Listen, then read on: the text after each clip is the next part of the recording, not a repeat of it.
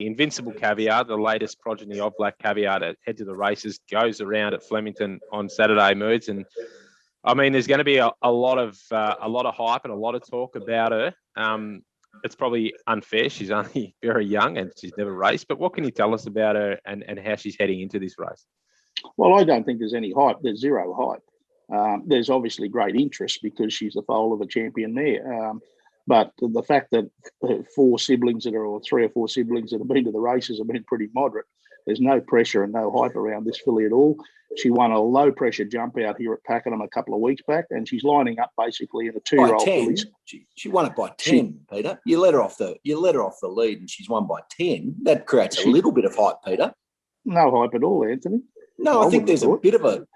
Listen, you could have nearly run this. You could have nearly run the same time as them, Anthony, if the people do their homework and have a look into it. So she's gone around to get some Shetland ponies.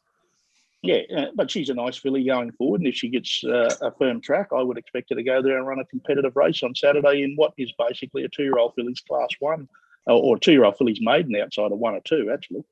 So what you're saying is she's an absolute moral, have as much on as you like, and it's put in take-out time for Invincible Caviar there at Flemington on Saturday, because otherwise you'd be taking her up the bush. Well, the thing is, like I say, outside of 2 horses, this is a maiden.